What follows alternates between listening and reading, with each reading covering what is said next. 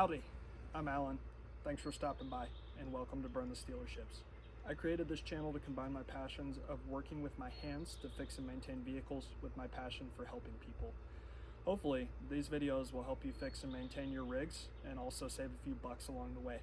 If you've seen any of my previous content, you've likely deduced that I'm not a professional, but I do have a little bit of critical thinking skills, and I know how to use my hands and tools to loosen and tighten fasteners to fix things. So without further ado, we'll top into today's project. Today we're going to be working on Champ, which is a 1998 Ram 1500 that my mother affectionately named because it drove me from coast to coast, from Seattle to North Carolina, while it was mostly broken. Champ and I's relationship has been a little rocky over the years. Got a few dings and dangs and clinks and clanks, but starts every time I turn the key. And today we're going to be replacing the steering stabilizer, which is located on the passenger side of your vehicle right under here. It's held on by two bolts. The heads of the bolts are 15 millimeters and the nuts on the back are 18 millimeters. So let's jump into the tools that you're going to need to complete this project. All right, for today's project, we're going to be using a Rough Country steering stabilizer, part number Romeo Charlie 10323. As we saw earlier, the steering stabilizer is held in place by two 15 millimeter bolts. That'll pair nicely with this 3/8 Icon Flex head ratchet. Those two 15 millimeter bolts are held in place by an 18 millimeter nut. We'll also be using dielectric grease on the polyurethane bushings. I prefer using dielectric because it has silicone in it. If you use a petroleum-based lubricant, you are going to cause those bushings to degrade prematurely. We're also going to be using a torque wrench. This is just a cheap Pittsburgh. The torque spec for the bolts holding the steering stabilizer in place is 60 foot-pounds.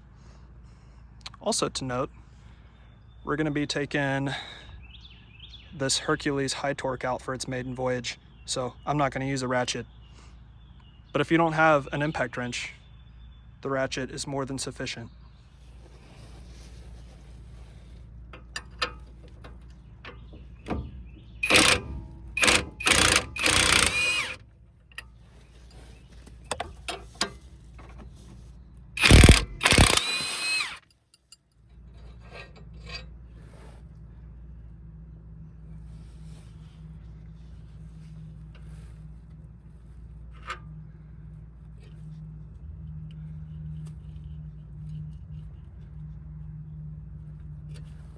There we go.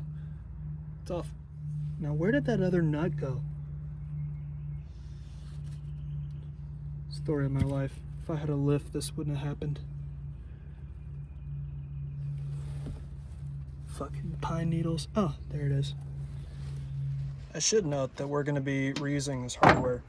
So, in our required tools, I should have mentioned that you might need to use a wire brush.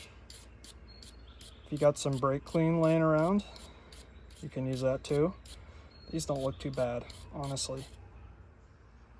I didn't notice this until now, but we just pressed the metal sleeves into the bushings, and I glanced over at the old steering stabilizer, and I was gonna say OG, but I don't think it's OG, because would you look at that? No metal sleeve. So whoever put this on was just raw dogging a bushing right on the nut. Whatever, we got a new one. We're gonna do it right. All right, let's get back under the lift with our brand new steering stabilizer. And the install is, believe it or not, reverse of the disassembly. So you might need a hammer to tap these in, but this looks like it's going in pretty well. There's one bolt. There it is.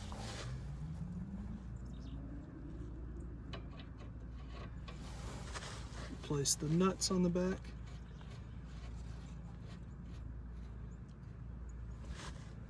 There's a tire there.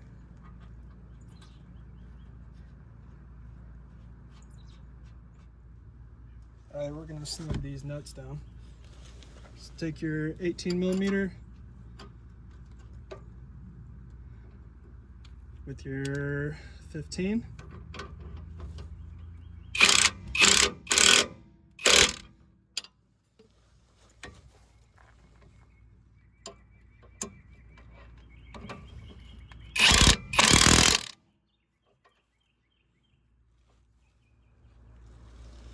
Lastly, we're going to torque this thing to spec. Got your 18 on the back, 15 on the front. Torque wrench is set to 60 foot-pounds.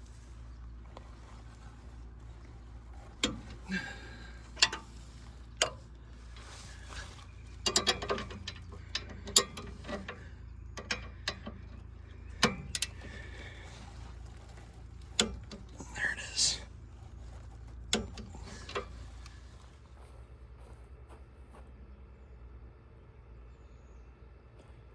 Alright, that concludes today's video. Again, thanks for stopping by, and I really appreciate you watching. Good luck with your project.